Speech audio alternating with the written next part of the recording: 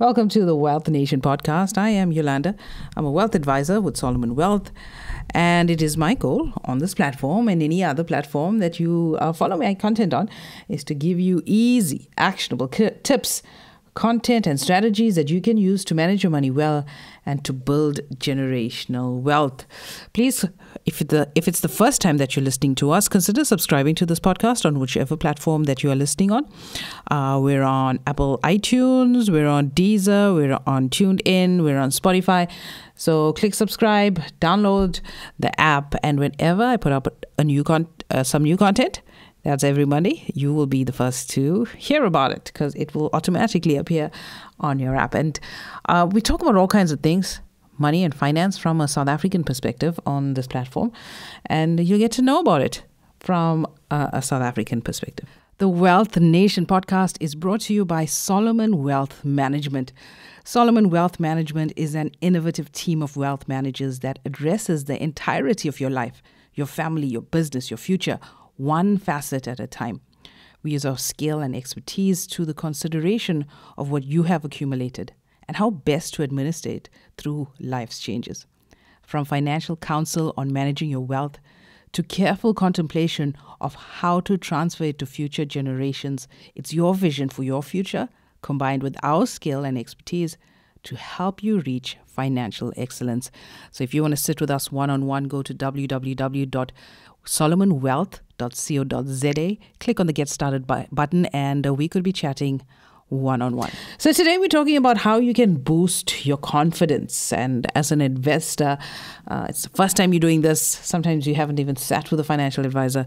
Today I'm going to give you some tips on how you can improve your investor confidence. And I know when I first started advertising my business and when I used to speak about investments online, most of the time, 80% of the respondents are men.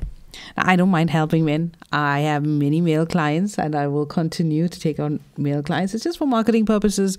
We try and niche down on the females because I feel that's where the need is the greatest. So luckily, I've been able to change that over the while.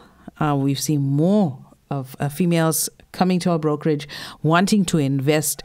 And a lot of the time, in fact, for the last 6 months or so, about 80% of the clients that we've taken on are women that have never invested, that are holding vast amounts of money in the bank and have never even sat with a financial advisor.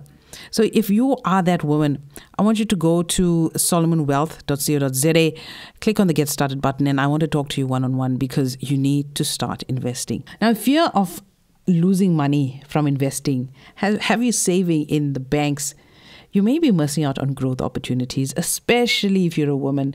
And when compared to men, women are much less likely to invest their savings.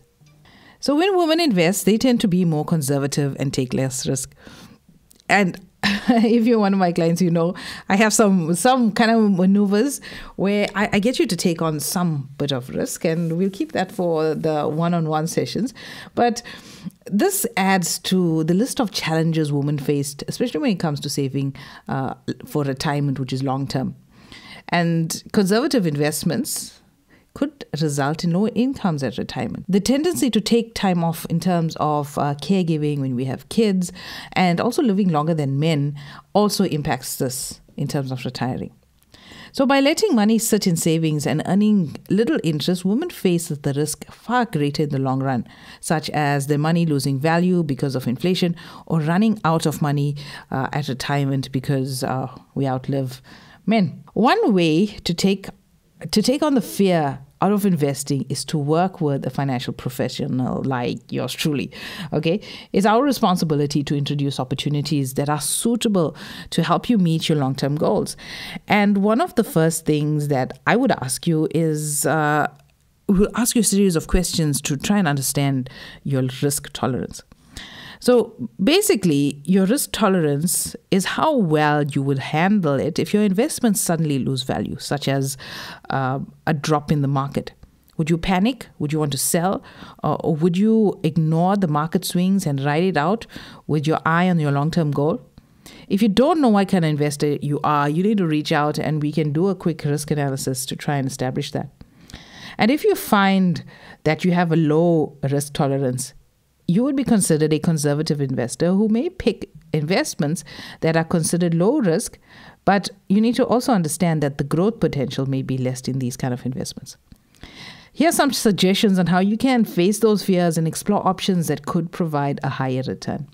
Firstly, increase your financial literacy. So if you're listening, you're taking the first step. Congratulations to you. But we have tons of other resources such as our YouTube channel, Wealth Insiders, the private wealth education area we have for our members. All of our social media, we put out tons of information there. The ebooks I produce, the courses I produce. So tons of information that we're trying to put together to improve your financial education. And investors are often fearful of things you guys don't understand. And I encourage you to make the commitment to invest in yourself and enhance your knowledge to better understand how financial markets work. Pick a medium that's best for you. Go and listen to our audio stuff. A lot of our YouTube channel, if you have on YouTube Premium, you can listen to that on audio as well. Even on Audible, we're on Audible as well. So if you like to read, get your hands on our ebooks. If you like the audio-visual content, take a look at our courses as well. So do whatever you can. And sometimes you don't even have to dedicate actual time to this, right? Like this podcast. While you're gymming, while you're driving at work, plug in and learn, and not just from me, from others as well, because you need a different perspective. Also, another thing you can do is to build social responsibility. And if investing your money could make the world a better place, you may wish to learn more about ESG investing. And we spoke about this at our first quarterly investor talk that happened last month or earlier this month. So thinking beyond merely what's just good for you and you making money, investing in these sort of ESG investments, you're looking at things like good governance, environmental security, and longevity as well. Social responsibility investing is gaining popularity, and there's a growing number of choices available in the ESG space, from ETFs and mutual funds. So ESG, we're talking about environmental, social, and governance here. So anything that's in that fold, that's where you should be investing in. And that's what somebody like me does. Thirdly, you got to check those bad habits. And when you first start investing, you are tempted to check, you're checking, right? A couple of times a day how your investments are doing on your portfolio. And then you react emotionally to every move up and every move down. And this is where the emotions are stifling your investments, and it allows your fears or your overconfidence to creep in. And this can cause you to do opposite of the best practices in the terms of investing, such as buying low and selling high. Fourthly, you got to avoid the hype.